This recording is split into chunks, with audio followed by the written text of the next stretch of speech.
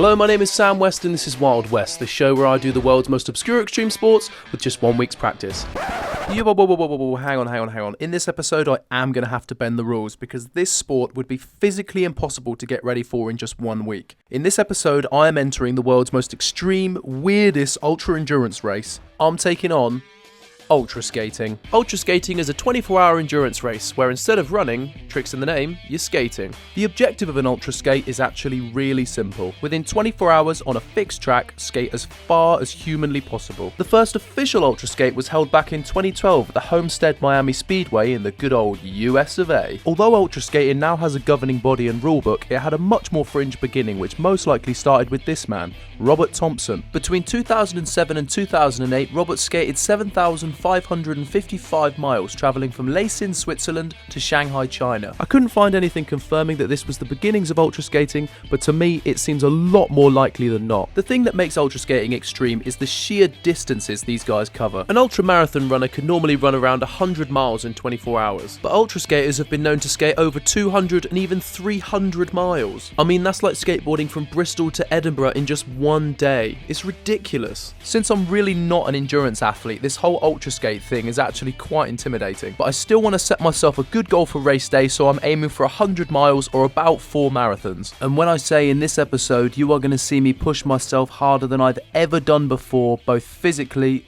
You gotta be sick, let it out. and mentally. Do you want some water?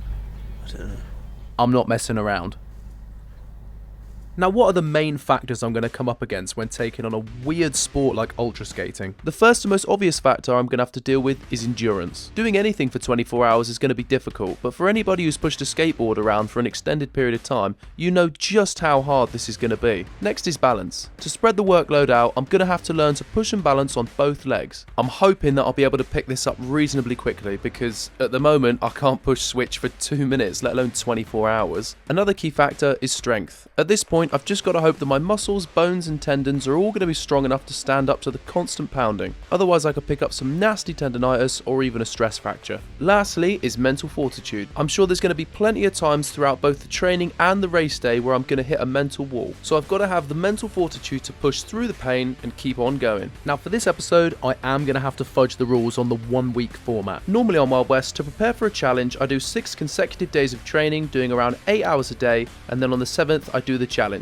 But since, like I said at the beginning, that would be physically impossible, to keep roughly within that format, I'm going to spread out the 48 hours I normally have over a 2-month period. This will give me some time for rest and recovery, and considering the closest thing to an endurance race I've ever done is a 5k, this is still going to be pretty difficult. Now, as always on Wild West, I'm going to need a mentor who's going to help me go from zero, hopefully to hero, and this episode is no different. But we're going to meet him a little bit later. I thought before I meet up with a professional, I should build up a base of good cardio and the ability to push with both feet. So for the first month, that's what I set out to do.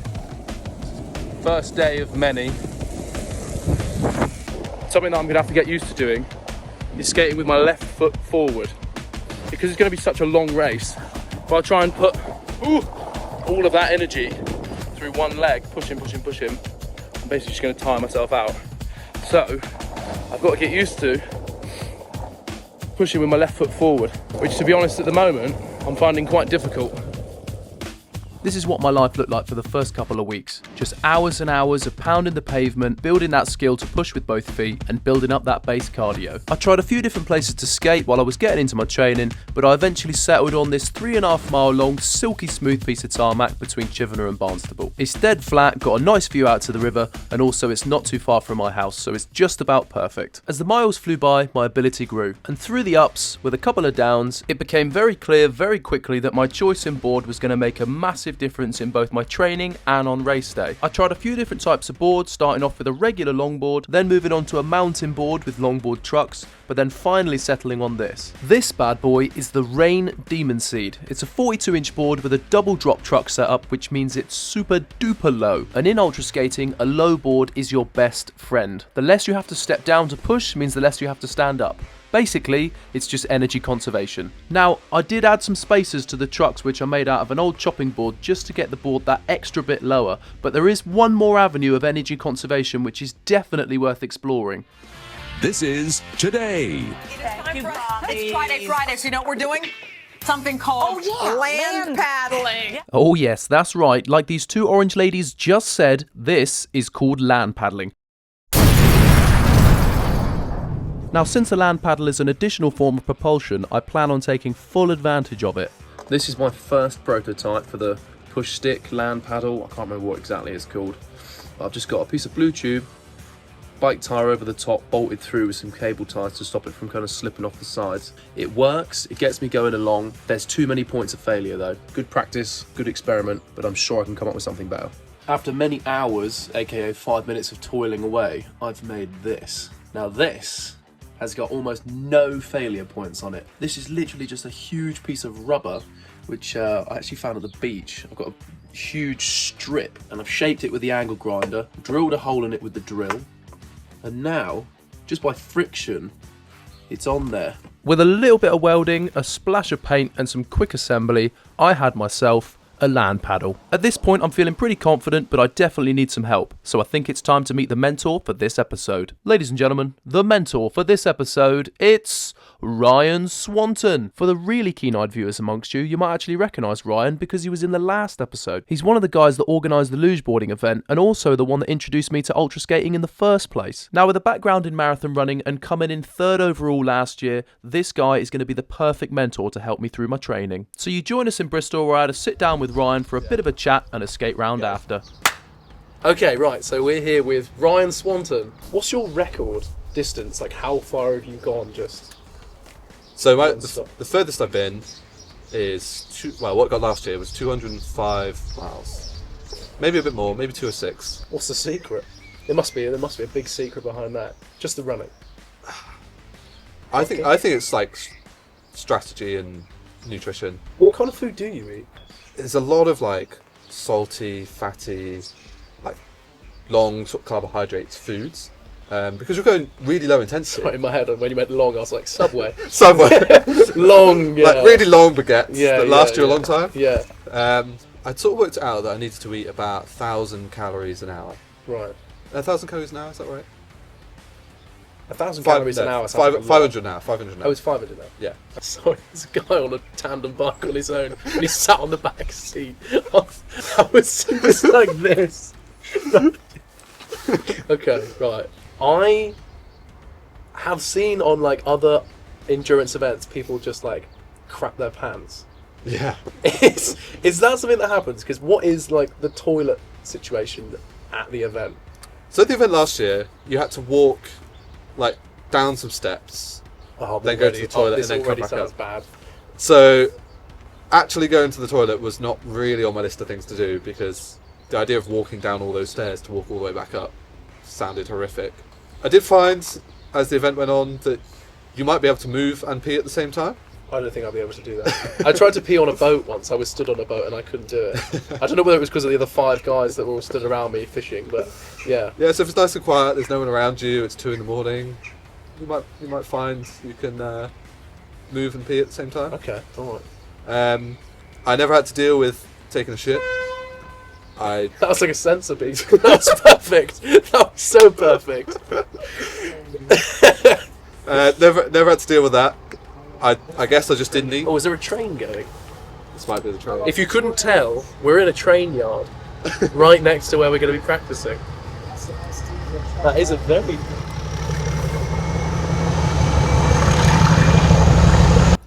But yeah, so I never had to deal with taking a shit at the last event. Right.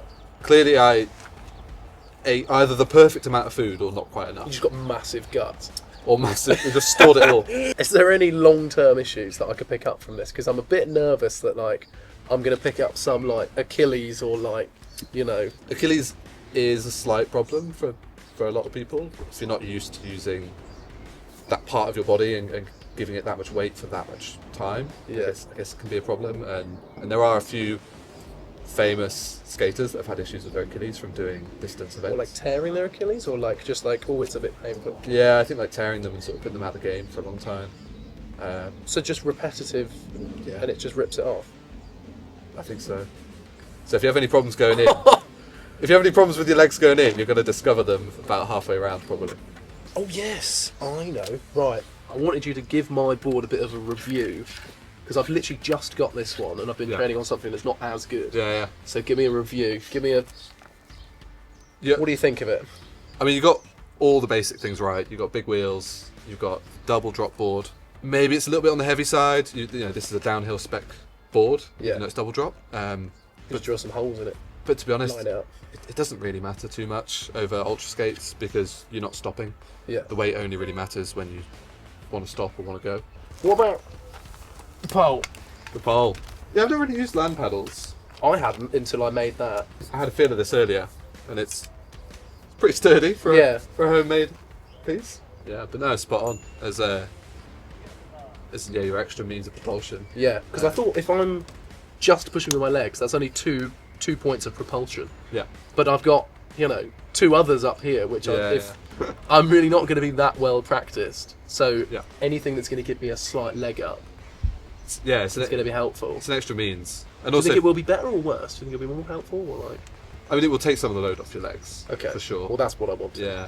And if you've got that climbing strength and that gymnastic strength, you'll do a lot better than this than I will. Okay. You know, I don't know too much when it comes to using my arms for endurance events. But Well, no, neither do I. but neither do I. But you'll know a lot. You'll do a lot better. Yeah, than me, I'll know a lot for sure. more by the end of it. I'll know a lot more by the end But of no, it. it's, Well, I believe we're going to go for a skate now. yeah, I don't know what we're going to do other than just push about. But that's it. We're going to do it. So that's exactly what we did. Now this pushabout lasted about 2 hours and we got talking about all things ultra skate along the way, like tactics, kit, food, but the main thing I took away from this was his advice on timing. He said what you want to do is every hour and a half slot in a 10-minute break to give yourself time to eat and recuperate. And once I'd got back to Devon and ploughed on with my training, race day seemed to be coming up a lot faster than I would have liked. I did one last training session, my longest one ever at 6 hours, but faster than you could say torn Achilles tendon. The competition was just a day away. And with my supplies in hand, it was time to jet off for Kent. So it's the night before the event. I'm actually trying to not think about tomorrow. I find if I just put myself away and not think about the terrible thing that's about to be happening to me, which is, 24 hours of torture, it seems a whole lot less daunting. So I'm just putting it out of my mind and I'm trying to stay super flat right now. But it's going to be a lot of skating. Good morning, it is 5:58 in the AM. I'm currently on my way with Zach. After a sleepy couple hours in the car, we arrived at the event ground where I got my outfit on and got my base camp ready for the next 24 hours of torture. The tent of messness and food. One thing me and Zach noticed very quickly was that there was some real characters knocking about. There was these orange fellas, this guy who looked like he just burgled a camping shop, and some very excitable Germans. Very good, very nice. I really enjoyed the positive atmosphere and everybody seemed to be a lot less nervous than me. I had a quick pep talk with Ryan, who seemed to be in the zone. There was a group photo, there I am, that's me at the back, and then it was time to start. Ready or not? Here we go. On the count of 3, 3, 2, 1.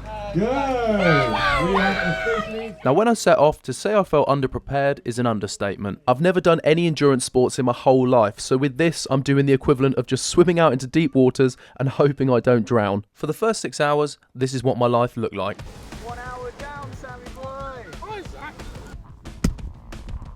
Oh, I'm glad I was recording for that. Yeah, that's a lot of fruit and nut I've just eaten. Zach, give me pizza! You want any milk? Oh, yeah, go on. So I've been programming a sick tune on this. Oh, yeah. Hit us it's with gonna it. get him psyched for the rest of the race. Are you ready? I'm ready.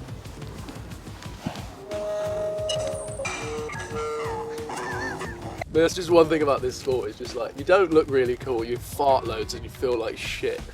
Living the dream. Hence Now fill up your bag with nuts and get back on the road. Yeah. After 6 hours, I was now in uncharted waters. 12:30, 1:30, 2:30, 3:30, 4:30. 7 hours.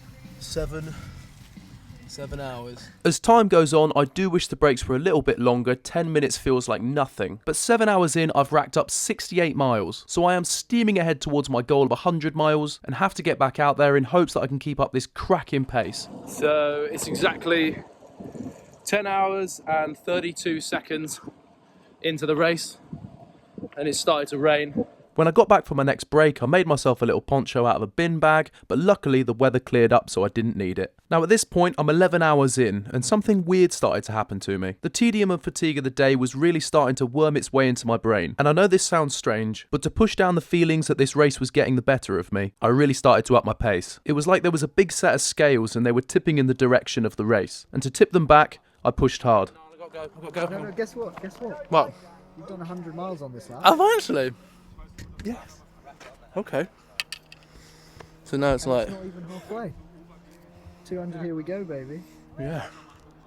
I'm going to pause it there. Just notice how I'm out of breath. This is bad news. Yes, I've knocked down my goal of 100 miles, but putting down a pace where I'm literally out of breath is doing nothing but digging my own grave for later. It's an ultra endurance race, not a sprint. On my next break, I realised this fast pace was now making me crash. So as the sun descended, so did my energy. It was hard to come to terms with, but I realised I created this situation, so I have to deal with the consequences. All I could do was rig my board up with a light and skate off into the abyss. For the next 5 hours, I was in a bad place.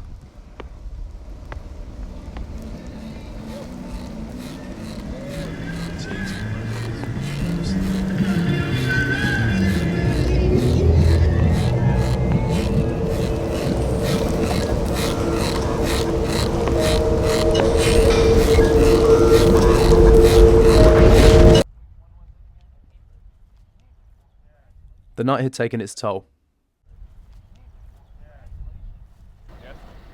You've only got 2 hours. Yeah. 2.5? 2 hours? Yeah, I don't know if I've got it in me. Kaput. You broke yourself.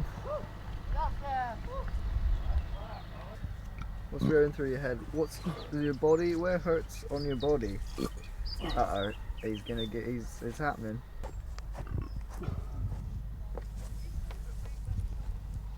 I feel so odd. I feel really strange.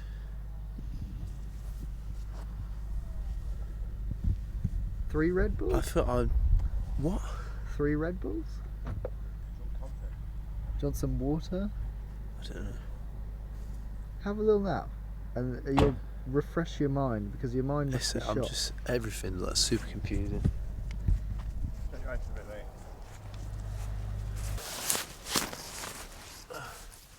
I fell asleep here for an hour, and even though I felt a little bit better when I woke up, I really wasn't feeling very sociable. Didn't have. Oh God, I actually tried it a couple days ago before we come out here, and it was just the most disgusting thing. He's like, but it's good for you because we were in.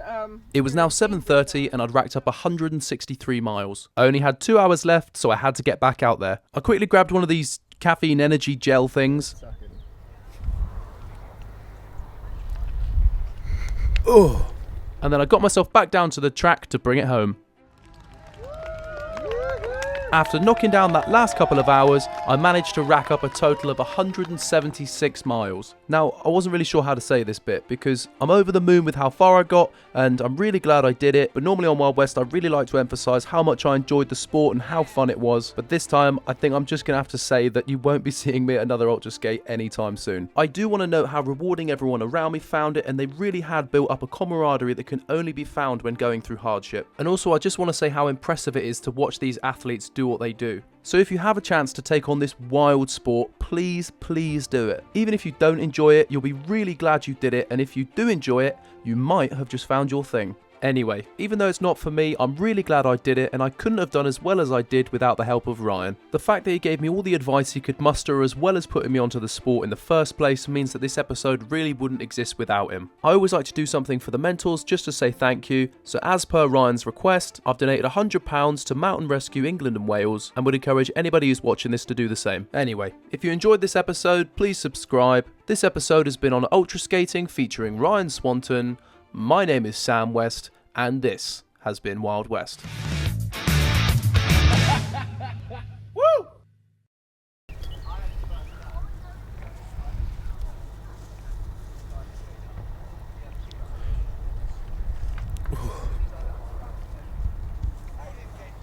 Oh! It's like monkey snot or something.